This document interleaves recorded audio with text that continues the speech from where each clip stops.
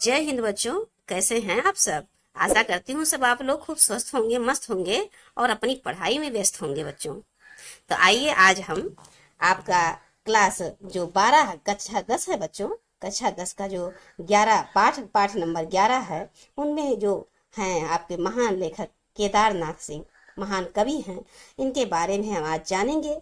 और फिर next class में इनके द्वारा रचित नदी को पढ़ेंगे। बड़ी ही भावपूर्ण ये कविता है बच्चों, इनके नदी। तो सबसे पहले हम इनके बारे में विशेष रूप से जान लेते हैं, जैसा कि पिछले क्लासेज में हम लोग समझते और जानते आए हैं। यह हमारी परीक्षा के दृष्टि से मोस्ट इम्पॉर्टेंट है बच्चों, यही आपको नंबर दिलाने वाला है। तो देखिए बच्चों, सबसे पहले हम इसको हाईलाइट करते हैं। देखिए, यही आप इसको आप सबसे पहले कॉपी में लिखेंगे। जैसे आपका जीवन परिचय या कवि परिचय आया तो आप यही सुंदर सुंदर पहले ऊपर लिख देंगे। पहले कवि का नाम लिखेंगे और फिर उसके बाद नीचे ये ऐसे लिख देंगे संक्षिप्त परिचय करके। और फिर उसके बाद में आप देखिए बच्चों, तो हम डिटेलिंग के बारे में हम समझ लेते हैं। पहले एक एक चीज समझेंगे, उसके बाद विस्तार से जानेंगे और फिर उनसे संबंधित इनकी जो कविता है वो उसको हम पढ़ेंगे। तो देखिए बच्चों, इनका जो जन्म हुआ था किसका, केदारनाथ सिंह का जन्म। केदारनाथ सिंह के जीवन परिचय के बारे में हम पढ़ रहे हैं बच्चों। तो आइए बच्चों, हम इसको शुरुआत करने से पहले एक छोटी सी रिक्वेस्ट। जी हाँ बच्चों, आप जानते हैं कि वो क्या रिक्वेस्ट है। इस चैनल को सब्सक्राइब कर लें और वीडियो को अन्य फ्रेंड सर्कल में, मित्रों में शेयर करने का प्रयास करें और वीडियो को लाइक भी करें बच्चों। और कोई भी समस्या हो तो आप कमेंट के माध्यम से अवश्य बताएं। तो आइए बच्चों, हम शुरू करते हैं केदारनाथ जी का जीवन परिचय। देखिए, ये जन्म इनका 7 जुलाई 1934 में होता है। कब होता है? 7 जुलाई 1934 में ये जन्म हो गया बच्चों। जन्म का स्थान हो गया, ये बहुत इंपॉर्टेंट है, माता पिता। और देखिए बच्चों, चकिया गांव, बलिया, उत्तर प्रदेश में हुआ है। कहाँ पर? चकिया गांव में, बलिया, उत्तर प्रदेश में हुआ है। और मृत्यु बच्चों 19 मार्च 2018 को, मतलब बहुत ज्यादा समय नहीं हुआ, इनका स्वर्गवास हो गया। देखिए, जन्म कब हुआ? 1934 में हुआ और मृत्यु बच्चों कब हुआ? तो 2018 को हुआ। शिक्षा के बारे में आइए हम जान लेते हैं बच्चों कि इनकी शिक्षा दीक्षा कैसे हुई। तो प्रारंभिक शिक्षा गांव में ही एवं उच्च शिक्षा बनारस में हुई। प्रारंभ की शिक्षा कहाँ हुई? वही गांव में जहाँ इनका जन्म हुआ था। और उच्च शिक्षा बच्चों ये बनारस में इन्होंने अपनी शिक्षा को ग्रहण किया। अब देखिए, ये रचनाओं के बारे में समझ लेते हैं। तो इन अनेक ग्रंथ एवं समीक्षात्मक ग्रंथ इनके हैं। कैसे? अनेक काव्य ग्रंथ और समीक्षात्मक ग्रंथ है। रचना की बात कर रहे हैं बच्चों। भाषा इनकी साहित्यिक खड़ी बोली है और शैली मुक्तक है। संपादन बच्चों, इन्होंने हमारी पीढ़ी पत्रिका का संपादन किया था और ताना बाना पत्रिका का संपादन किया था। अब प्रमुख रचनाएं आइए बच्चों, थोड़ा सा इसको और बड़ा करते हैं चूंकि रचनाएं इनका बहुत इंपॉर्टेंट है। देखिए, रचनाओं को हम लोग फोकस करके हुए पढ़ते हैं कि जो कल्पना और छाया इनकी रचना है। कल्पना छाया, सृष्टि का पहरा, यहाँ से देखो, अकाल में सारस, उत्तर कबीर और अन्य कविताएं, टाल्स्टॉय और साइकिल, मेरे समय के शब्द, कल्पना और छायावाद, हिंदी कविता के बिंब विधान और समकालीन रूसी कविताएं और कविता दशक, साखी अनियतकालीन पत्रिका है बच्चों, साखी।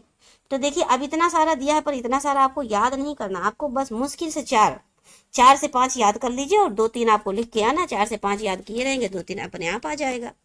देखिए कैसे है, थोड़ा सा ट्रिक से जोड़ते हैं। कल्पना और छायावाद में सृष्टि का पहरा हो रहा है। कहाँ पर हो रहा है? कल्पना और छायावाद में।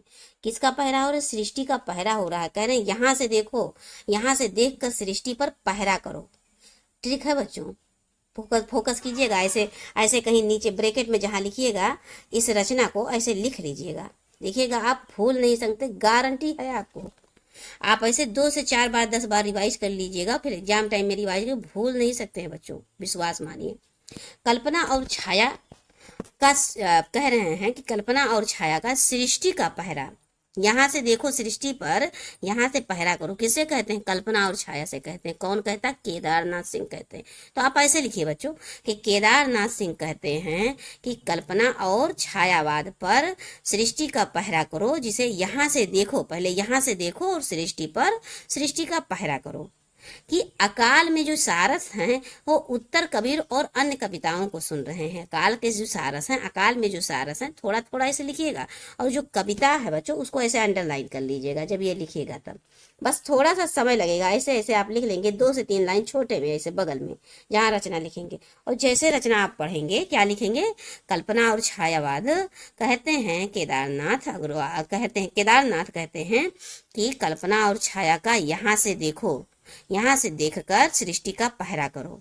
थोड़ा सा यहाँ से देखो, यहाँ से देखकर यानी कि यहाँ से देखो और सृष्टि का पहरा करो। और अकाल में सारस उत्तर कबीर और अन्य कविताएं सुनते हैं। बस इतना लिख लो, हो गया। टालस्टॉय और साइकिल, टालस्टॉय और साइकिल के क्या कहते हैं, मेरे समय के शब्द की बात कर रहे हैं कि टालस्टॉय और साइकिल के बारे में इन्होंने लिखा है मेरे समय के शब्द में। कल्पना और छायावाद किए थे।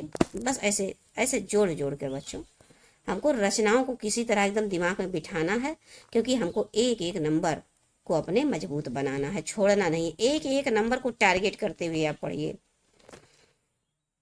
आइए बच्चों अब हम इनके बारे में विस्तार से पढ़ लेते हैं। केदारनाथ सिंह, केदारनाथ सिंह हिंदी जगत में आधुनिक कवि के रूप में चर्चित हैं। आधुनिक कवि के रूप में इनका जन्म 7 जुलाई 1934 को बलिया के चकिया गांव में हुआ था। इनकी प्रारंभिक शिक्षा गांव के ही विद्यालय में हुई थी तथा उच्च शिक्षा बनारस में संपन्न हुई। ये अध्ययन काल से ही हिंदी साहित्य में रुचि लेने लगे थे। ये डॉक्टर नामवर सिंह, काशीनाथ सिंह और डॉक्टर त्रिभुवन सिंह, कवि त्रिलोचन, डॉक्टर शिव प्रसाद, ये देखिए बच्चों डॉक्टर शिव प्रसाद, ये डॉक्टर शंभुनाथ सिंह के संपर्क में निरंतर रहते थे। तो जो इतने विद्वान लोगों के साथ रहेंगे तो उनकी विद्वता की क्या बात है बच्चों। तो कविता देखिए, इनकी रचनाएं कितनी बढ़िया बढ़िया लिखा है इन्होंने कि छायावाद और क्या कहते हैं, देखिए यहाँ पर एक बार फिर से रिवाइज कर लेते हैं, लगे हाथ। देखिए छायावाद कह रहे हैं कि कल्पना और छायावाद को कह रहे हैं कि सृष्टि का पहरा करो। कल्पना और छायावाद को कह रहे हैं कि सृष्टि का पहरा करो। कहाँ से, यहाँ से देखो, यहाँ से देखो, अर्थात यहाँ से देखो और यहाँ से देखो कह रहे हैं। अकाल में सारस उत्तर कबीर की अन्य कविताएं सुन रहे हैं। टालस्टॉय और साइकिल के बारे में कह रहे हैं कि मेरे समय के शब्द हैं। कौन, टालस्टॉय और साइकिल। इस तरह से आपको लिंक करके बस याद करना है बच्चों, क्योंकि हमको एक एक नंबर अपना सिक्योर करना है फ्यूचर के लिए। तो अब देखिए बच्चों आगे क्या कह रहे हैं। इन लोगों को ये इतने विद्वान लोगों के साथ थे, तो जो इतने विद्वान लोगों के साथ रहेंगे वो तो विद्वान रहेंगे ही। तो देखिए ये क्या कह रहे हैं आगे, कविता लिखने की प्रेरणा केदार जी को अपने ग्रामीण अंचल से ही प्राप्त हो गई थी। इनका घर गंगा और घाघरा के बीच में पड़ता है। इनके मन में गंगा और घाघरा की लहरों की भांति भाव रूपी लहरें हिलोरे लेती रहती थी। Kedar ji Uday Pratap college Varanasi, saint Andrews college Gorakhpur और उदित नारायण कॉलेज परडौना और गोरखपुर विश्वविद्यालय गोरखपुर में अध्यापक रहे बच्चों, और प्राचार्य और रीडर भी रहे। देखिए कहाँ कहाँ इन्होंने अपने कार्य किए हैं अपनी विद्वता के बल पर। इसीलिए कहते हैं बच्चों किताब को मत छोड़िएगा, किताब आपको सफल बना देगी, ये कभी आपको धोखा नहीं देगी। अर्थात आप निरंतर पढ़ते रहिएगा। अपने बुक से प्रेम कीजिए, अपने बुक को मित्र बनाइए, अपने बुक से बात कीजिए। आप एक दिन एक अच्छी मंजिल प्राप्त करेंगे। जो आप चाहेंगे वो पा सकते हैं। वो आप ही हैं बच्चों, जो आप चाहेंगे पा सकते हैं। देखिए आप देख रहे हैं केदारनाथ सिंह को, विद्वता इनकी देख रहे हैं कहाँ कहाँ इन्होंने कितना कितना कार्य किया। और अच्छे लोगों के संगत में रहना शुरू कीजिए। एक बात और बच्चों, देखिए ये किसके संगत में थे, कितने महान महान लेखकों के साथ थे, इसीलिए इनके अंदर इतनी विद्वता आई। तो संगत का भी बहुत ही बड़ा प्रभाव पड़ता है। इसीलिए अच्छे लोगों की संगत में रहिए, पढ़ने लिखने वाले बच्चों के संगत, जिनका आचरण शुद्ध हो, अच्छे व्यवहार करते हो, उनके साथ रहिए। तो आइए बच्चों, ये जवाहरलाल नेहरू विश्वविद्यालय दिल्ली में भी कार्यरत रहे। देखिए दिल्ली में भी कार्यरत थे। इनका निधन बच्चों 19 मार्च 2018 को नई दिल्ली में हो गया। अभी 2018 कितना समय हुआ है बीते। केदारनाथ सिंह तीसरे शतक के कवि थे, अर्थात जो जिसको हीरानंद आज्ञा जी ने जो तार सप्तक लिखा था, तो उन्होंने 4 तार सप्तक लिखे हैं ना, तो ये तीसरे तार सप्तक में केदारनाथ सिंह थे। इसको डिटेल आप नेक्स्ट क्लास में पढ़ेंगे, जब क्लास 11 में 12 में जाएंगे तब डिटेल जानकारी लेंगे। केदारनाथ सिंह ने हिंदी साहित्य में अनेक रचनाएं की। क्या अनेक रचनाएं की किसने, केदारनाथ सिंह ने। किसमें, हिंदी साहित्य में बच्चों। अभी बिल्कुल अभी कब की है, अभी बिल्कुल अभी इन्होंने रचनाएं की है। ट्रिक से जोड़िए। जमीन पक रही है। क्या हो रही है? ये जमीन पक रही है। क्या हो रही है बच्चों? जमीन पक रही है। यहां से देखो, अकाल में सारस, उत्तर कबीर। अभी, बिल्कुल अभी जमीन पक रही है। यहां से देखो, अकाल में सारस। यहां से देखो, अन्य कविताएं, कल्पना और छायावाद, मेरे समय के शब्द, कब्रिस्तान में पंचायत, इनकी गद्य रचनाएं हैं बच्चों। बाघ तथा कविता दशक, बाघ तथा कविता दशक और ताना बाना उनकी प्रसिद्ध चर्चित कृतियां हैं बच्चों। कल्पना और छायावाद आधुनिक हिंदी कविता में बिंब विधान समीक्षात्मक ग्रंथ है। कैसे हैं? ये समीक्षात्मक ग्रंथ है बच्चों। अब आइए थोड़ा सा और जान लेते हैं, बहुत थोड़ा सा रह गया है, इसको थोड़ा सा हमको छोटा करना पड़ेगा बच्चों। आप ध्यान पूर्वक शून्य मात्र पे फोकस कीजिएगा। क्या करेंगे? शून्य मात्र पे फोकस करेंगे। देखिए, काव्य भाषा। देखिए बच्चों, काव्य भाषा के रूप में केदार सिंह ने आम बोलचाल की शब्दावली का अधिक प्रयोग किया। आगे देखिए बच्चों, जिसमें यत्र तत्र भोजपुरी का पुट है। कैसी? भोजपुरी भाषा का पुट है। और यहाँ पर देखिए बच्चों, उनकी मान्यता है कि कविता का सबसे सीधा संबंध किससे है? भाषा से है। कह रहे हैं कि जो कविता का संबंध किससे है? भाषा से है। भाषा जैसी होगी कविता उतनी सुंदर बनेगी। तो भाषा प्रेषणीयता का सर्वसुलभ माध्यम है। अतः शुद्ध कविता जैसे किसी चीज की कल्पना बिल्कुल बेईमानी है। अब देखिए बच्चों, थोड़ा सा यहाँ पर आपको बड़ा कर देते हैं जरा सा। अब देखिए यहाँ पर, समाज के प्रत्येक सदस्य की छोटी छोटी चेतन क्रिया किसी न किसी अंश में सामाजिक होती है। फिर कविता तो समाज के सबसे अधिक संवेदनशील शक्ति व्यक्ति की चेतन क्रिया है। उसकी सामाजिकता क्या कहते हैं? असंदिग्ध है। मतलब इस पे संदेह नहीं किया जा सकता। कविता अपने अनावृत रूप में केवल मात्र एक विचार है, एक भावना है, एक अनुभूति है, एक हृदय, इन सब का कलात्मक ढंग से अथवा इन सब के अभाव की एक तीखी पकड़ है। यह पकड़ जितनी स्वाभाविक होगी, कवि का संवेद उतना ही गहरा होगा, प्रभावशाली होगा। इसके लिए उसमें वास्तविकता के विभिन्न स्तरों की प्रत्यक्ष जानकारी होनी चाहिए। यह जानकारी 16